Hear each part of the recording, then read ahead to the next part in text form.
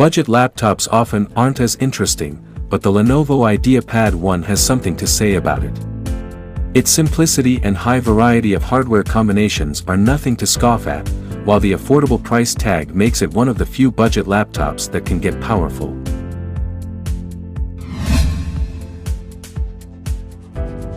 The device is entirely made from plastic but feels good to the touch.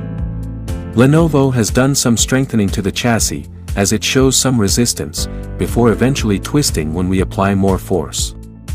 The surface is soft to the touch but shows a lot of fingerprints. The laptop is quite portable, despite the 15.6-inch screen, weighing 1.55 kilograms, and having a profile of 17.9 millimeters. The lid can't be opened with one hand, as the hinges take the base along for the ride. From here, we can see the base, with the power button, touchpad, and keyboard. The keys are comfortable for typing, with decent key travel and clicky feedback. One thing we have to mention is the deck flex in the middle, which can be felt when you type more harshly. The touchpad is great. It covers a decent area, has a smooth mylar surface, and shows next to no latency.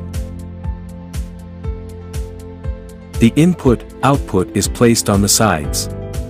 On the left, we get a barrel-style power plug, one full-sized 5 gigabit USB port, HDMI 1.4b, one 5 gigabit USB Type-C, and a 3.5 mm audio jack. On the right, there's a USB 2.0 port and an SD card reader.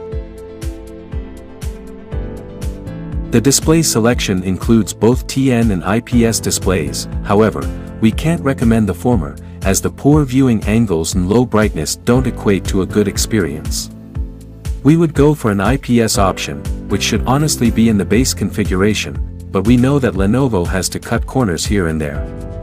The panel covers only 54% of the sRGB color gamut, which isn't enough, but our design and gaming profile improves the accuracy by a lot, lowering the delta E value from 7.2 to 2.3. You can check out the design and gaming profile, along with our other ones in the description below.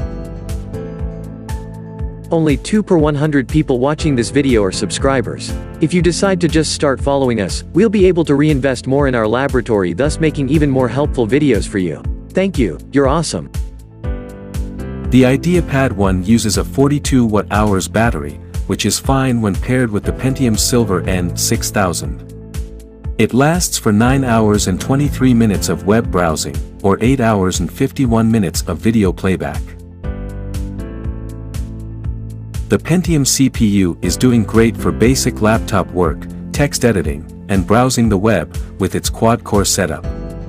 However, anything more demanding and you will run into issues. If you need more power, there's the Alder Lake U series as well as the Ryzen 5000 U series, which bring the kick but will drain more battery. The laptop uses a passive cooling solution, with one heat pipe that goes from the CPU to a large metal plate.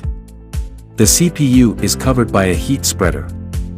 It's an appropriate solution for the Pentium CPU, as the chip doesn't really like to clock high and increase its wattage beyond 15 watts.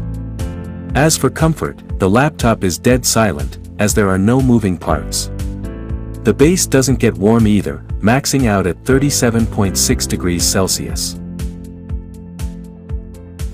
The IdeaPad 1 comes with one SODIMM slot for DDR4 memory. Some units also come with additional 4 GB of soldered RAM of the same type. For storage, there's a single M.2 PCIe X4 slot for Generation 3 SSDs. To take apart the laptop, we'll refer you to our teardown video, which shows a step-by-step process. You can check it out in the description. The Lenovo IdeaPad 1 is a notebook for people who just need a device to get by and don't do demanding work. With the low-powered chips, you'll also enjoy good battery life, silence, and comfort, thanks to the passive cooling solution. For more info about the device, we have a longer and more detailed review on our website.